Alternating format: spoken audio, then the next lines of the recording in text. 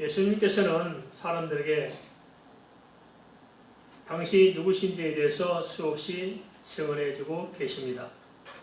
요한복음 10장 7절에서는 양의 문이라고 말씀하셨고, 요한복음 10장 14절에서 15절에서는 선한 목자, 요한복음 10장 36절에서는 아버지께서 세상을 보내신 자, 요한복음 11장 25절에서는 부활이요 생명이라고 말씀하고 있습니다. 그런가 하면 요한복음 14장 6절에는 길이요 진리요 생명이라고 말씀하셨고, 요한복음 15장 1절 5절에서는 참 포도나무라고 말씀하고 있습니다. 우리가 믿는 예수님 어떤 분이십니까? 주님께서 증언한 대로 믿고 계십니까? 어떻습니까? 예수님께서 양의 문인 것을 믿으십니까? 예수님께서 선한 목자임을 믿으십니까? 예수님께서 부활이요 생명을 믿으십니까? 오직 그분만이 길이요 진리요 생명을 믿으십니까? 나아가서 오늘 본문 요한복음 8장 12절에서는 또 주님께서 이렇게 말씀하십니다. 예수께서 또 말씀하여 이르시되 나는 생명의 빛이니 나를 따르는 자는 어둠에 다니지 아니하고 생명의 빛을 얻으리라. 예수님께서는 당신을 세상의 빛이라고 말씀하고 있습니다. 이 세상을 생각하면 어떤 게 떠오릅니까? 성경 말씀에서 세상의 빛이라고 말하는 그 이면에는 세상이 무엇인가를 우리에게 생각하게 합니다. 이 세상은 죄가 있습니다. 또 세상의 끝에는 영원한 죽음이 있습니다. 절망이 있습니다. 고통이 있습니다. 슬픔이 있고 눈물이 있고 애통함이 있습니다. 그런데 주님께서 말씀하시기를 주님께서 바로 이러한 어둠에 갇혀있는 세상에서 빛으로 오셔서 결국 우리의 생명의 빛으로 계신다고 말씀하고 계신 것입니다. 예수님 말고 누가 이렇게 말했습니까? 누가 길이요 진리요 생명이라고 말하는 사람이 누가 있겠습니까? 아무도 이렇게 말하지 못합니다. 다 가짜 그리스도, 가짜 하나님을 사칭하고 있을지 모르지만은 그러나 진짜 그리스도가 누군가에 대해서 예수님처럼 정확하게 말씀하는 사람은 아무도 없습니다.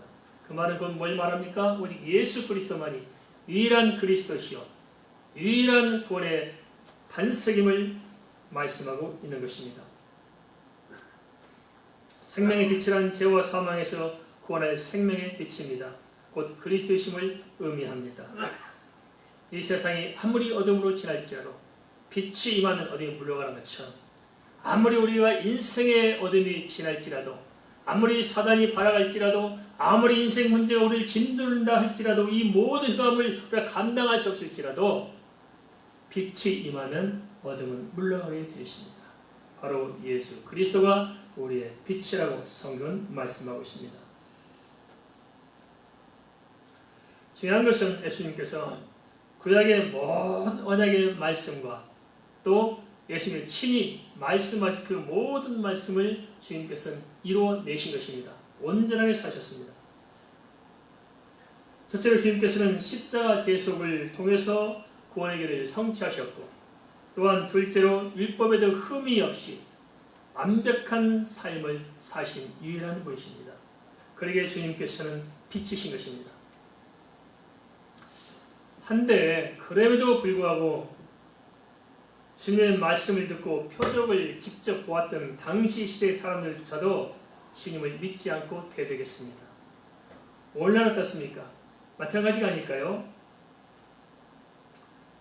오히려 그들은 이렇게 시기합니다. 요한복음 8장 13절입니다.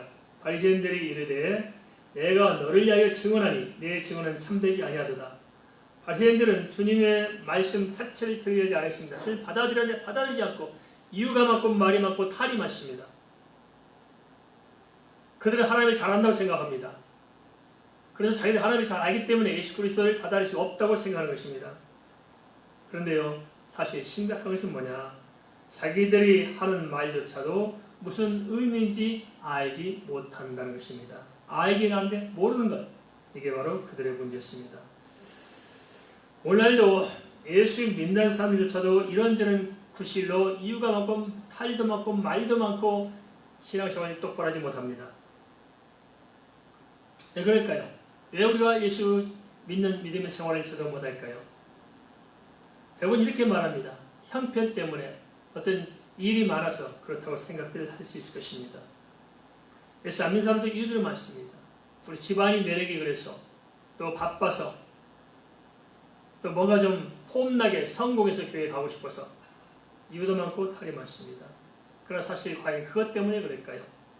아닙니다. 깊게 보면 성경이 뭘 말하냐면 인간 속에 감춰진 죄악이 그런 생각을 만들어내고 있다는 사실들을 보여주고 있는 것입니다. 그 죄악 밑바탕에 감춰져 있는 그 불신앙, 하나님을 거역하고 싶은 그 불신앙이 결국 하나님을 받아들이지 못하도록 하고 자기 자신의 자유적인 삶을 선택하도록 몰아붙입니다. 근데 우리가 알아야겠습니다. 그 뭐냐? 그 모든 불신앙의 죄악, 배후가 어떤 것이냐? 성의 그 모든 인간의 죄악, 그 배후에는 사단이 있다는 것입니다. 모든 죄악, 그 밑에는 반드시 사단이 있는 것입니다. 그걸 봐야 된다는 것입니다. 예수 안 믿기도 그렇습니다. 사단이 그 심령을 똘똘똘 뱀이 토가리 듯이 감고 있는 것입니다. 그러니까 힘든 거죠. 예수 믿는다면서도 제대로 못 믿고 살아가는 사람들, 사단이 붙들려 끌고 다니기 때문에 그럴 것입니다. 사탄은 어찌하든지 예수 못 믿게 하고 또 예수 믿는 사람들도 어찌하든지 넘어뜨려서 끝내 하나님을 떠나게 만듭니다. 우리가 좀 깨어있어야 됩니다. 지금 당부하자면 깨어있으라고. 근데 희한합니다. 가면 갈수록 세상이 더 소란스러워지고 어둠이 짙어질수록 사람들은 깨있지 못하고 어둠에 침몰해 갑니다. 요즘 세파가 그런 거니까요. 가면 갈수록 크리스찬들은 믿음을 잃어가고 오히려 이단들은 더 득시합니다. 거짓 복음, 유사 복음은 득시하는데 진짜 복음의 사람들은 점점점 메말라가고 있습니다. 사단이 어떻게 공격해 올까요? 그래, 어떠한 시험, 어떠한 미혹이라 할지라도 사단이 공격하면 특징이 똑같아요. 사단의 최종적인 목표는 뭘까요? 예수 못 믿고 사단 자기를 추종하게 만들어서 결국 지옥으로 끌고 가는 게 사단의 목표 아니겠습니까? 그러니까 사단이 철저히 예수를 모르도록 막아 세웁니다. 그래서 어떤 일을 벌이고 있으면 사단이 역사하면 첫째 말씀이 들려지지 않는 거예요. 하나님의 말씀이 믿어지고 깨달아지고 그래야 그 말씀이 내게 생명의 양식이 되는데 일단 말씀이 안 들려지고 말씀 듣고 싶지 않고 관심이 다른 데 있습니다. 하나님의 말씀에 관심이 없는 것입니다. 이게 사단이 하는 일입니다. 두 번째 어떤 일이냐? 기도 못하게 합니다. 사단이 역사하면 기도가 안 됩니다. 기도를 해야 살 수 있는데 응답을 받을 수 있고 은혜를 누릴 수 있는데 기도가 안 되는 거예요. 세 번째는 뭡니까? 사단이 역사하면 일단 예배에 나오지 않아요. 성도도 그렇죠. 시험 들면 교회 나와요, 안 나와요? 안 나와요. 왜 직장을 가는데 교회 안 나올까요? 시험 들수록 더 교회에 매달려야 되고 시험 들수록 기도하고 시험 들수록 주님 말씀 듣고 해야 살아날 텐데 반대로요. 시험이 들면 말씀을 듣지 않으려고 하고 시험 들면 기도하지 않고 시험 들면 예배하지 않아요. 그리고 시험 들면 있는 믿음이 다 도망가고 은혜가 메말라 버립니다. 이게 공통된 특징이에요. 그래서 사단은 어디로 찾아오냐? 먼저 사단은 눈썹에 걸탄 자요. 그래서 걸탄 자가 말씀 안 듣게 만들어. 말씀 안 듣다 보니까 내 속에 어떤 흑암을 쫓아내거나 영적 전쟁할 만한 능력이 없는 거예요. 그러면 스물스물하다 보니까 뭐예요? 사단이 틈을 타고 들어와서 미혹을 해요. 싹싹 건드려서 넘어뜨리잖아요. 말씀을 충만하면 분별해서 이겨내는데 그래야 하지 못하기 때문에 그냥 옳다구니 좋거나니 사단이 넘어가는 겁니다. 그러고 나서 어떻게 돼요? 기도도 못하고 그러다 보니까 결국 이제 시험에 말려들어서 예배도 안 나와요. 예배 안 나오는 사람은 공통된 특징은 다 시험 들이는 거예요. 영적인 병이든가. 그게 심각한 문제입니다. 그럼 어떻게 해야 될까요? 이런 상황이라면 어떻게 할까? 요한계시록에서는 7개에게 두 가지 말씀하셨어요. 분명하게. 우리 시대의 상황도 잘 봐야 됩니다. 첫째는 뭐라고 말씀하시냐? 성령이 교회들에 하신 말씀을 들으라고 하십니다. 성령의 말씀 들어라. 성경을 기록한 분이 성령이십니다. 따라서 성령의 말씀의 은혜를 주셔서 깨닫고 들려지도록 해야 말씀이 들려지는데 우리는 성령의 말씀을 듣지 않습니다. 그래서 살아나려면 일단 말씀을 들어야 살아납니다. 시험 들었거나 어려움 당했거나 문제가 있을수록 하나님의 말씀을 드려야 됩니다. 그 말씀이 무슨 말씀인지 하나님의 입에서 나온 그 말씀을 들으면 그 말씀이 영양가가 되는 것입니다. 성경 보세요. 모든 인간의 새로운 변화의 역사를 창출할 때는 어떤 일이 있습니까? 먼저 하나님의 말씀이 임합니다. 예레미야에도 마찬가지로 예레미야 33장 하나님께서 먼저 예레미야에 찾아와서 말씀을 먼저 하십니다. 그 말씀을 들음으로 말미암아서 하나님의 계획을 발견하고 하나님께 은혜 받고 하나님께 붙들려서 다시 살아나고 있는 역사를 창출해내잖아요. 이스라엘도 마찬가지입니다. 지치고 허기지고 낙심하고 절망할 때 누가 찾아옵니까? 하나님이 찾아오셔서 말씀하세요. 말씀. 아담과 하와도 죄 가운데 빠져서 하나님 그 숨어 있을 때 수치심과 부끄러움과 두려움이 몸부림치고 있을 때 어떤 일이 있습니까? 하나님께서 찾아오셔서 아담아 내가 어디냐 부르시잖아요. 하나님 말씀을 드려야 살게 되어 있습니다. 그래서 우리가 하나님 말씀을 드려야 되는 거예요. 성령 하신 말씀을 드려야 됩니다. 말씀을 들어야 그 말씀 듣고 기도할 때 능력이 역사가 있는 것이고 말씀 붙들고 기도하는 사람이 예배할 때 하늘 문이 열려지는 것이고 말씀 붙들고 기도하고 예배하는 자가 행할 때 믿음으로 행할 때 그 안에 역사가 따르는 것입니다. 할렐루야. 이게 예수 믿는 것입니다. 예수 믿는 것은 기적 같은 일이 매일 일어나는 것입니다. 동의하십니까? 나 혼자 사는 게 아니잖아요. 주님과 더불어 살아가는 것입니다. 주님의 지혜와 주님의 능력과 주님의 모든 은혜가 내 속에 풍성하게 쏟아지는 것들 그 안에서 사는 것 누리며 사는 것이 예수 믿는 거예요. 간신히 버티고 해가지고 어떻게 턱걸이 천국 가는 것 아닙니다. 지금부터 우리는 천국의 삶을 누리는 것입니다. 두 번째 요한계시록 7교를 통해서 뭘 말씀하시냐면 끝까지 인내하라고 말씀하십니다. 인내하라.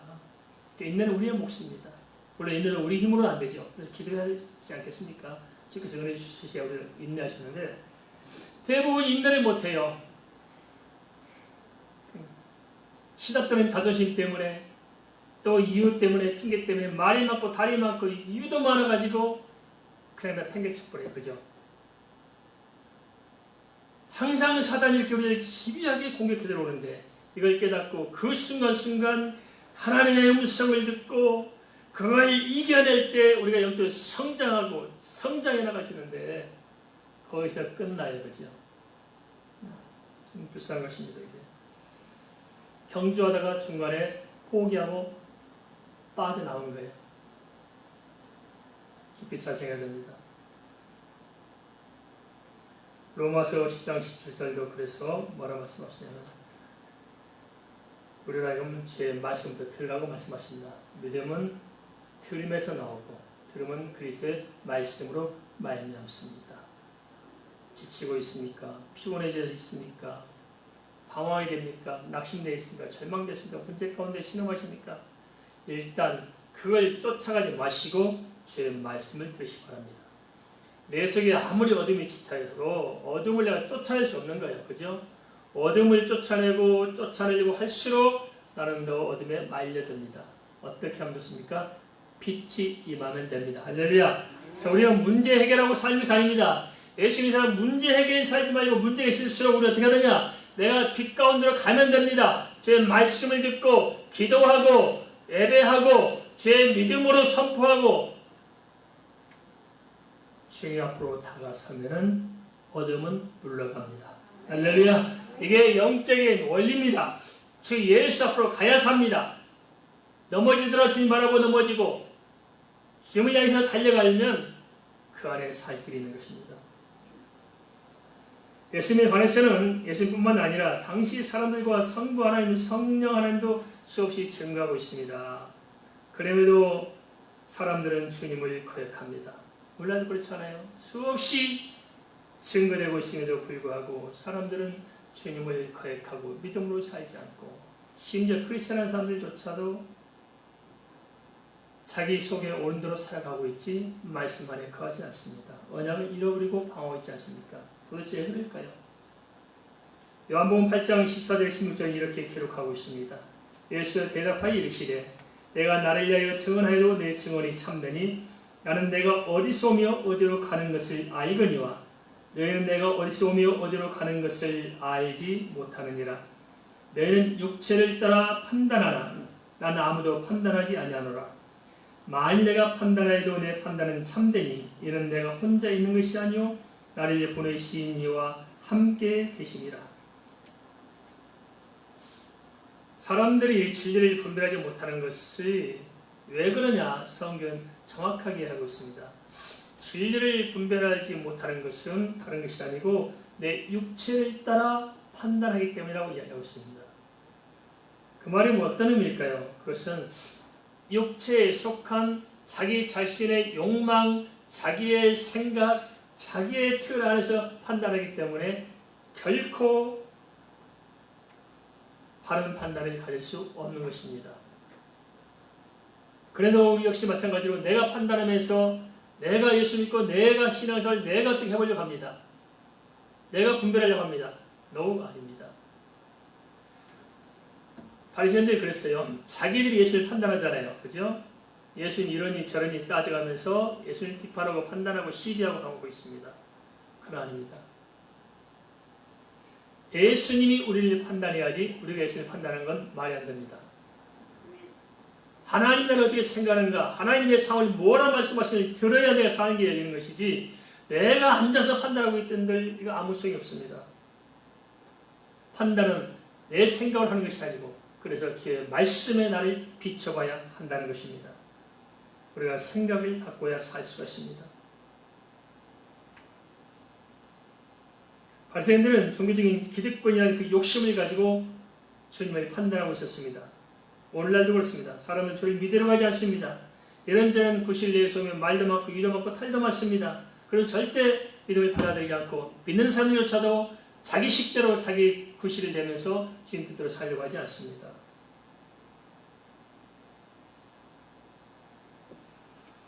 특별히 오늘날에는 예수 그리스도의 십자가 부활과 승천이 더 정확하게 입증되었습니다. 잘 알잖아요.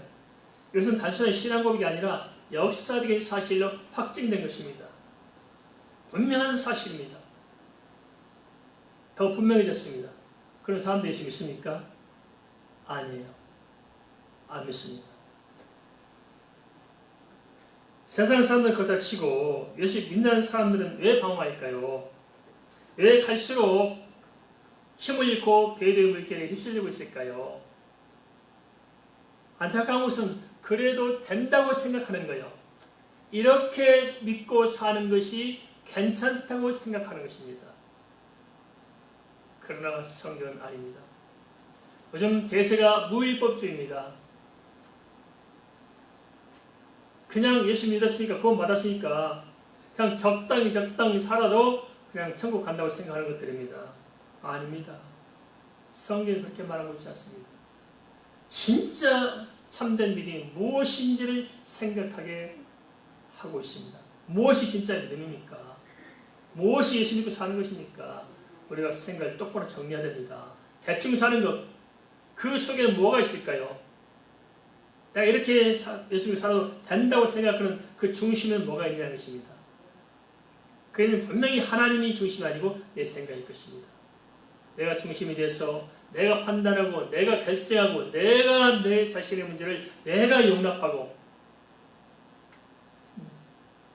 우리가 명확해야 됩니다. 아닌 것은 아닌 것입니다. 동의하십니까? 아닌 건 아닌 거예요. 그건 믿음이 아닙니다. 그건 종교 생활이지 참된 신앙이 아닌 것입니다. 아직 예수 못 만난 것입니다. 괜찮은 게 아닙니다. 큰일 날 일입니다. 누가 보장하겠습니까?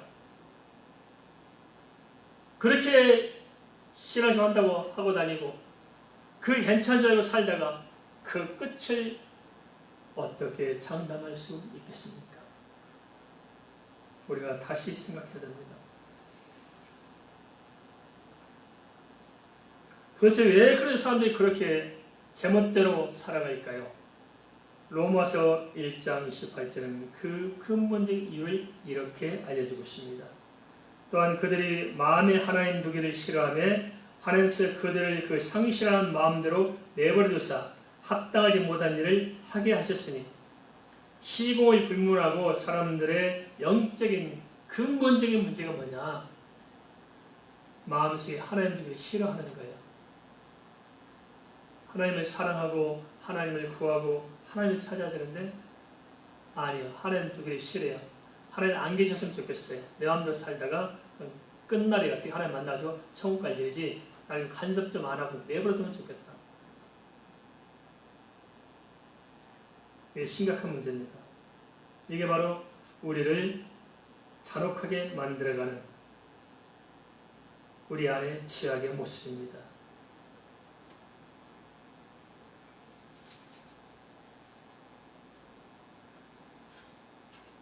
우리가 설령 그런 적이 있을지라도 다시 우리를 돌아보고 다시 시작해야 됩니다.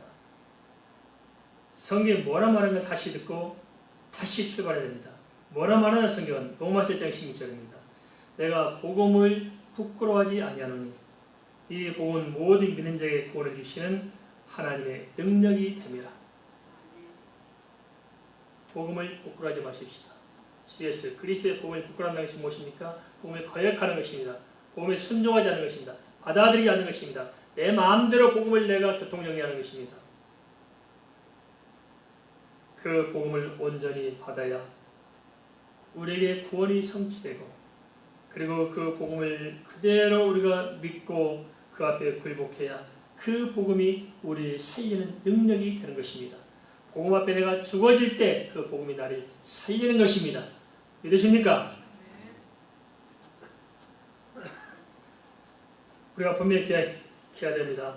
어떤 경우든지 예수님이 길입니다. 다른 길이 없습니다. 동시에 어떤 경우든지 그래서 우리에게는 답이 뭐냐? 바로 예수를 믿는 믿음에 있습니다. 그래서 우리는 믿음으로 살아야 해답이 있는 것이고 믿음으로 살아야 인생의 길이 있는 것입니다. 믿음을 떠나서는 아무런 대책이 없는 것입니다. 예수 믿을 때 하나님의 지혜가 임합니다. 예수 믿을 때 하나님의 능력이 임합니다. 예수 믿을 때 은혜가 임합니다. 예수 믿을 때 기적이 임합니다.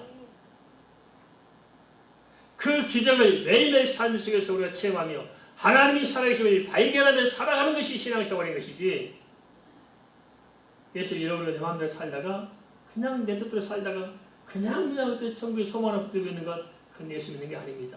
그건 막연하고 추상적인 희망을 상일 뿐이지 신앙이 아닙니다. 신앙은 명확한 겁니다. 정확한 겁니다. 믿으면 살고 안 믿으면 죽습니다. 타협이 있을 수 없습니다. 아닌 건 아닌 것입니다. 정확하게 선을 분명히 매듭 지어야 합니다. 그런데 예수 믿는 삶을 저버리면 어떻게 될까요? 요한복음 10장에서 주님께서는 당시에 수행할 때 두 가지로 약속해 주고 있어요. 하나는 뭐냐? 예수 믿음으로 말미암아 구원을 보장합니다. 예수 안에 구원이 있다. 그럼 구원만 있느냐? 그것이 아니고 예수 믿으면 예수님께서 문이십니다. 들어가며 나오며 꼴을 얻는데 풍성하게 얻는다고 약속해 주고 있습니다. 그래서 예수 믿으면 우리가 구원을 얻고 우리 삶이 풍성해지게 되어 있습니다. 반면에 예수 믿음을 떠나면 구원도 없는 것이고 삶은 공고해지게 되어 있습니다. 근데 참 우리가 경험해서 알겠습니다만은 제 주변의 분들을 보거든요. 정말 하나님을 참 섬기는 사람을 보면 정말 그들 속에 하나님의 은혜가 있더라고요. 그래서 세상적으로 크게 성공하고 못하고 이런 걸 떠나서 그 사람에게 최선의 삶으로 인도하시는 하나님의 모습을 보게 돼요. 우리가 가만히 생각해 보세요. 우리가 지금 예수 안 믿었으면 어떻게 살아갈까요? 지금보다 나을 수 있겠습니까? 제가 봐도 그래요. 제가 예수 안 믿었으면 어떻게 했을까 생각해 보거든요. 정말 대책이 없어요. 저는 고등학교 1학년 때 하나님의 목소리를 듣고 신학교 가기로 서울해놓고는 일주일 되니까 매정신이 들더라고요. 내가 목사할 때 큰일 난다. 이제 망했다 싶어가지고 목사 될 것이도 겁나서 교회를 안 다녔습니다. 그래가지고 한 10년 교회를 안 다니는데 그 안에 얼마나 방황하고 별일이 다 겪었습니다. 예수 믿고 사는 것이 참 복입니다. 정말 복이에요. 지금도 후회하는 게 그겁니다. 참 예수를 제대로 믿고 살았으면 내 인생이 지금 얼마나 더 청차고 주에서 얼마큼 많은 일을 있을 것인가. 늦게서 철들어가지고 예수 믿고 이제 주 앞에 순종하니까 오랫동안 10년의 것을 같이 하려니까 정신이 없습니다. 믿음으로 사십시다. 우리 은혜로 살아야 됩니다. 은혜로. 배임으로 사는 건 절대 아니에요. 은혜 받아 살게 되어 있고 아무리 어려도 주님 은혜가 임하면 살 길이 열려지게 되어 있습니다. 죽을 것 같다고 죽는 게 아닙니다. 제 은혜가 임하면 죽는 자리에서 사는 길이 열립니다. 예수님과 온전히 동의하지 않는 것은 종교 생활에 불과합니다. 그래서 빠져나와야 됩니다. 무엇이 구원하는 믿음이고 무엇이 축복된 믿음인지를 알았으면 참 좋겠습니다. 요한복음 8장 17절에서 19절은 이렇게 기록하고 있습니다. 너희 율법에도 두 사람의 증언이 참되다 기록되었으니 내가 나를 위하여 증언한 자가 되고 나를 보내신 아버지도 나를 위하여 증언하시느니라. 이에 그들이 묻되 내 아버지가 어디 있느냐? 예수에 대답하시되 너희는 나를 알지 못하고 내 아버지도 알지 못한도다. 나를 알았더라면 내 아버지도 알았으리라. 요한복음 14장 60절에서 예수님께서는 하나님께로 가는 통로가 되심을 말씀하고 있습니다. 그래는 생명의 도리를 어떻게 깨닫고 어떻게 믿을 수 있을까요? 어떻게 우리가 할 수 있을까요? 그러나 염려할 필요는 없습니다. 그냥 고린도전서 12장 3절에 성령께서 은혜를 주시면은 깨달아지고 알아지고 믿어지게 되십니다. 우리가 스스로 믿는 게 아닙니다. 성경을 기록한 성령께서 택한 자녀들에게 감동하셔서 성경을 읽게 하시고 깨닫게 하시고 믿게 하실 것입니다. 그것이 안 된다. 어떻게 됩니까? 구하면 됩니다. 어떻게 하라고요? 구하면 됩니다. 근데 구하라면 우리가 참 덜 중요한 것은 많이 구합니다. 진짜 중요한 것은 구하지 않아요.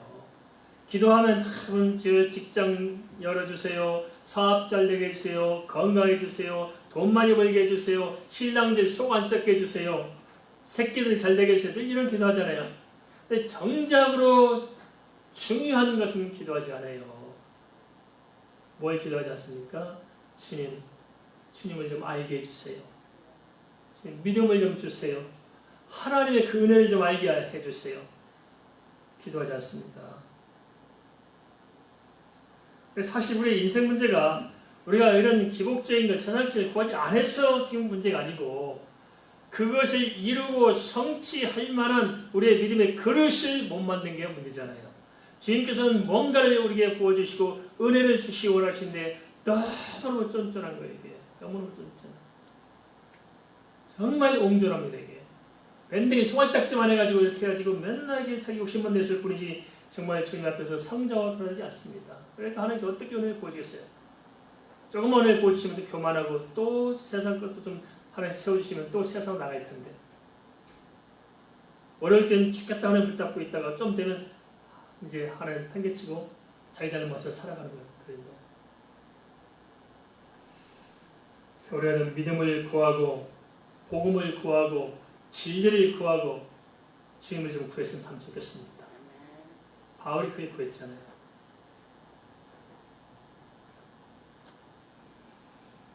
바리새인들은 바로 주님을 바라보면서도 그 주님을 구하는 대신에 시비하고 있습니다. 그들이 묻되 내 아버지가 어디 있느냐?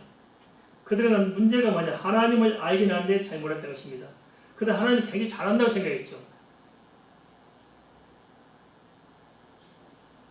그런데 그들은 하나님을 몰랐습니다. 왜냐? 하나님을 만나는 길은 예수 그리스도 한 분밖에 없습니다. 내가 그 길이요 진리요 생명이니 나로 말미암지 않고는 아버지께로 올 자가 있다 없다? 없는 거예요. 그래서 자기는 하나님을 잘한다고 이야기해요. 하나님 안다고 이야기해요. 하나님을 안다는 그것 때문에 하나님의 이름으로 하나님이신 예수 그리스도를 죽이잖아요. 하나님 아는 게 모르는 거예요. 웃기는 겁니다 이게. 그들이 따르던 모세, 율법의 통로였던 모세도 또 구약의 모든 선자들도 사실은 예수 믿고 살았습니다. 요시야가 이된 왕이 됐던 것은 6월절 회복한 거잖아요. 6월절 누굴 성장하셨습니까? 예수 그리스도를 상징합니다. 구약 선지자 다 예수 믿고 살았습니다. 창세기 3장 15절 21절 아담과 하와도 예수 믿었고요. 요한복음 5장 56절 아브람도, 사도행전 2장 25절 다윗도 예수 믿고 살았습니다. 이사야 예수 믿고 살았습니다. 대표적 이사야 53장 전체가 예수님 이야기잖아요. 오실 독생자 동정녀 탄생을 누가 예언했어요? 이사야가 예언했잖아요. 다 본 겁니다. 바라본 겁니다. 예수 믿고 산 것입니다. 요한복음 5장 39절 주님의 말씀대로 모든 성경의 저자들은 예수 그리스도를 증언하고 있습니다. 바리새인들은 예수를 거역하고 앉아 있었습니다. 이유가 뭐냐? 사실은 하나님을 알지 못했던 것입니다. 자기들이 모세의 전투에 있다고 하지만 모세가 믿었던 예수는 없는 거예요. 그래서 성경을 통해서 율법만 붙들고 자기 민족만 구원받는 줄 알고 선민 사이에 빠져 있었던 것입니다. 그러면 그들의 한계로 인해서 정자로 주님 오시자 십자가에 못 박은 거 아니겠습니까? 이런 것들이 그때 당시만의 문제가 아니고 오늘날도 우리가 이러고 있습니다. 내가 믿는 신앙, 내 잘 있었던 성장하지 못하면서 나의 아직에 똘똘 뭉쳐져 붙들고 있으면서 이거에 가지고 계속 판단만 합니다. 심지어 하나님까지 판단합니다. 성경까지 판단하고 앉아 있습니다. 아닙니다. 내가 판단하지 말고 성경 말씀을 판단하는 자리에 내가 서야 할 줄 압니다. 그래야 빛이 내게 임하실 것입니다.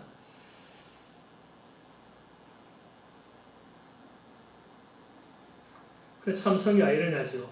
그들이 못 박았던 예수, 그 예수를 통해서 하나님의 뜻이 성취가 됩니다. 요한복음 14장 9절은 이렇게 말하고 있습니다. 예수는 이르시되 빌립아 내가 이렇게 오래 너희와 함께 있으되 내가 나를 알지 못하느냐 나를 본 자는 아버지를 보았거늘 어찌 나를 보이라 하느냐.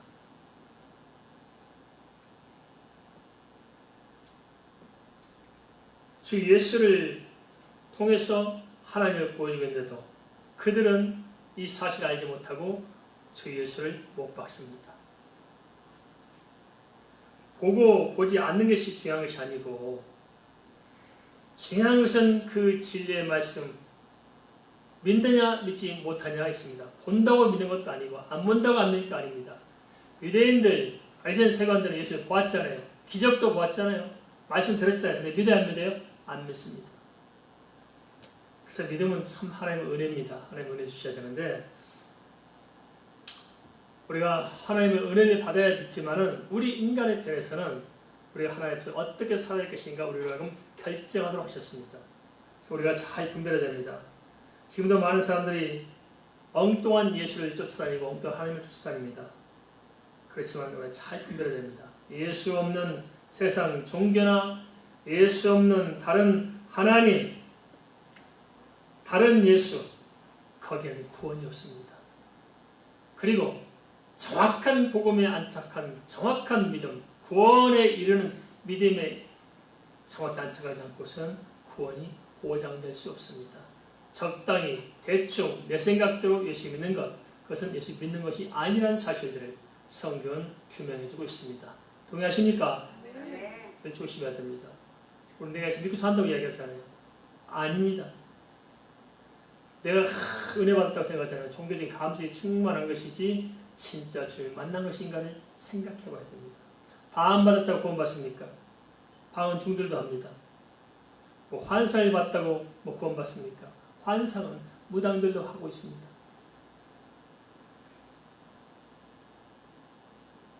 내가 무슨 병이 나왔다고 구원 받았습니까? 아닙니다. 절간에서 병 고친 사람도 있습니다. 물론 그런 은혜가 우리가 필요하지요. 그렇지만 중요한 것은 바른 진리 안에서 바로 믿는 믿음이 우리를 구원으로 인도한다는 것입니다. 정확한 분별이 필요하다는 것이죠. 여기서 성경은 영적인 세계에서 이렇게 말씀하십니다. 요한복음 8장 20절에서 21절입니다. 이 말씀은 성전에 가실 때 헌금함 앞에서 하셨으나 잡는 사람이 없으니 이는 그의 때가 아직 이르지 아니하였음이로라. 다시 이르시되 내가 가리니 너희가 나를 찾다가 너희 죄 가운데서 죽겠고 내가 가는 곳에 너희가 오지 못하리라 하거늘. 무슨 말씀하십니까? 이것은 두 가지 사실 이야기하고 있습니다. 첫째는 뭐냐? 모든 구속의 주관자는 하나님이시라는 것입니다. 사람이 아니다. 하나님이시라는 것입니다. 바리새인들은 예수를 죽이고자 했지만은 또 그들 죽였지만은 혹시 자기들이 뭐 해서 힘이 있어서 뭐 아닙니다. 그것까지도 넓게 보면 하나님의 섭리 안에 있었던 것입니다. 주님께서 이 땅에 죽으시고 오셨잖아요. 그 섭리 안에 있었습니다. 하나님께서 결정하신 것입니다. 그래서 그들이 성전에서 가르칠 때도 잡아 죽이려고 했지만 아니었어요. 안 되는 거예요. 왜냐? 하나님께서 허락하여야 되기 때문이었습니다. 그 사실을 우리에게 이야기해주고 있고요.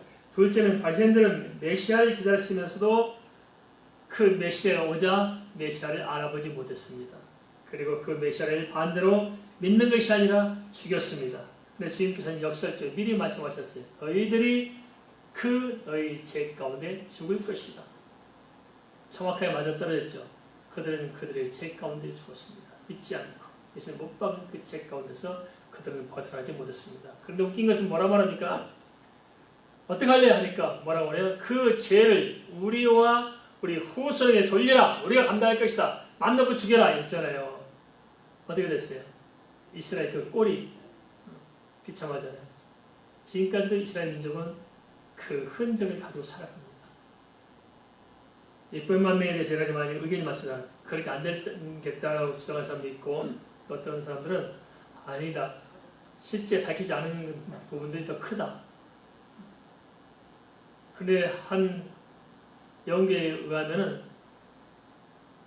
정확히 아브라함 후손 유대인들을 그렇게 아이시트에 끌고 와서 죽였다는 거예요. 어떻게 하였을까요? 그들 할례를 받았잖아요.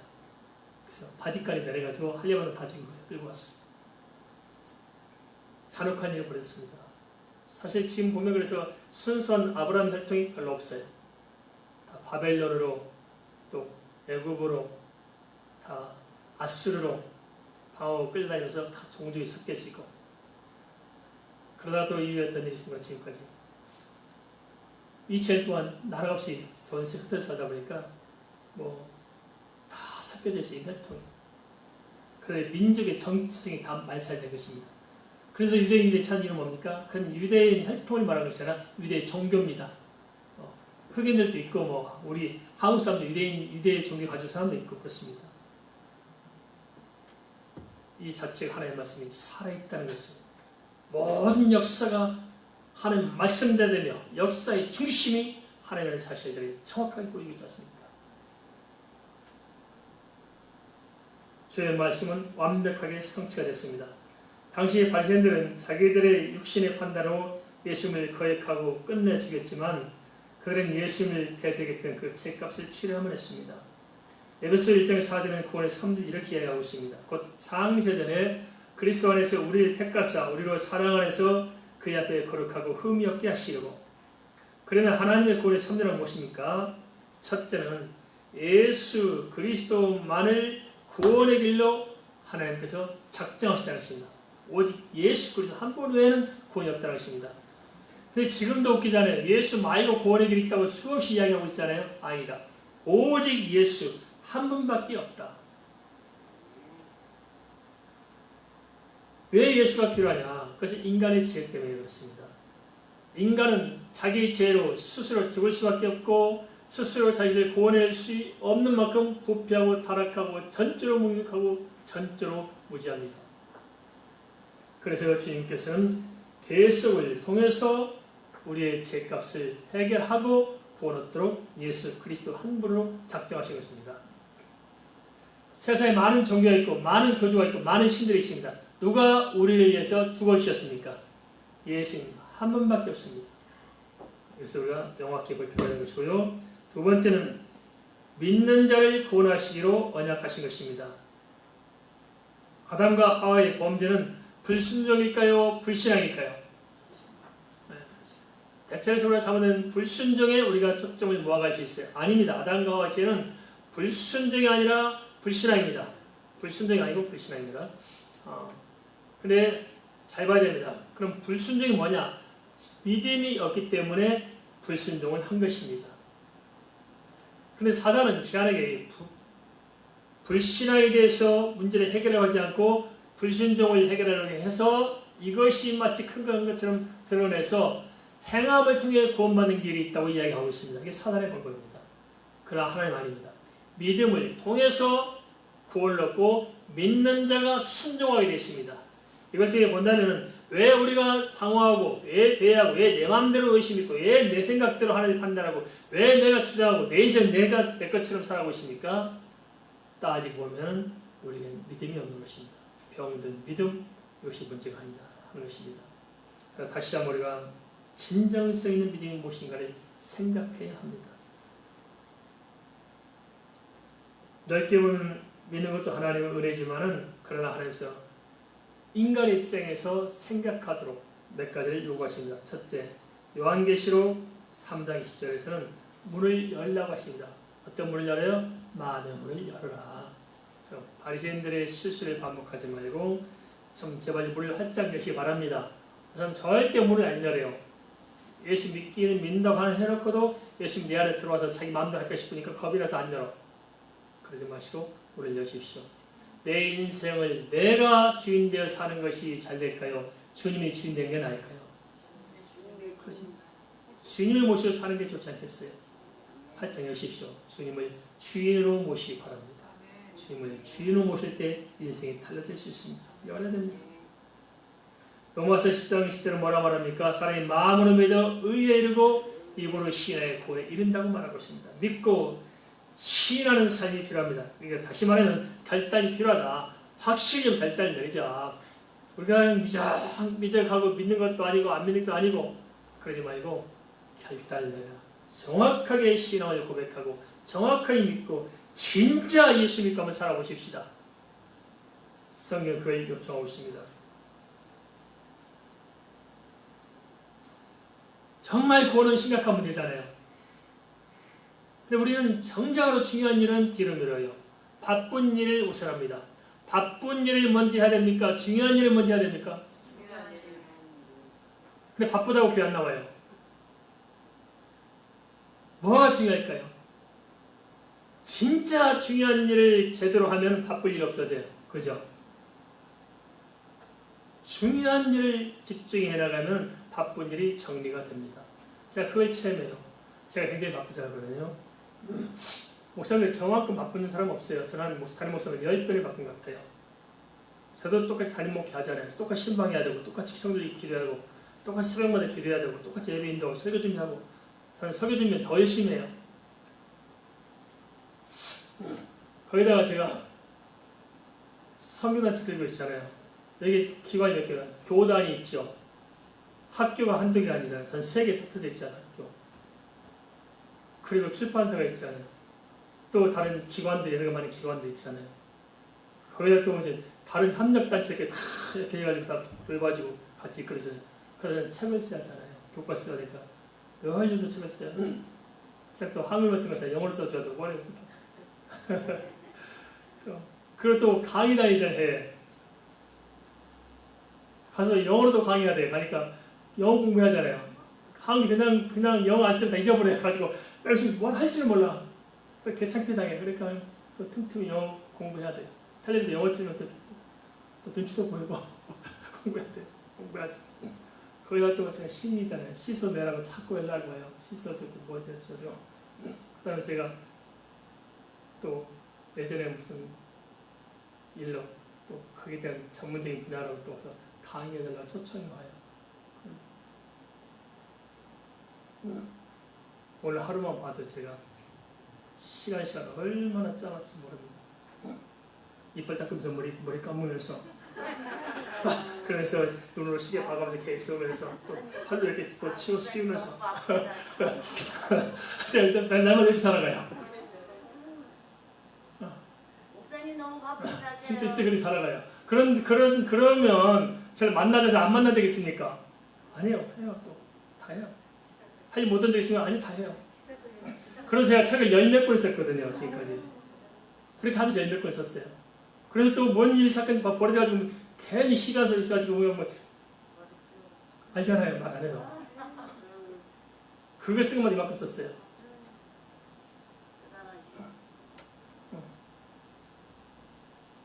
그게 다 감당해요. 그래서 한 번도 제가 짜증난 적이 없어요. 항상 기쁘고 즐겁고 감사하고 행복해요. 할렐루야. 행복해요. 네. 아니 왜 이게 되어지느냐? 하나님께 집중하니까 되어져요. 아멘.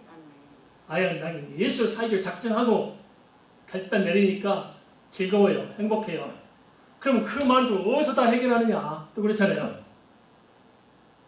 이렇게 세계 다 사람 만나면 돈 들어가지, 밥 사줘야지, 커피 사줘야지, 돈 다 들어가지, 어떻게 하느냐?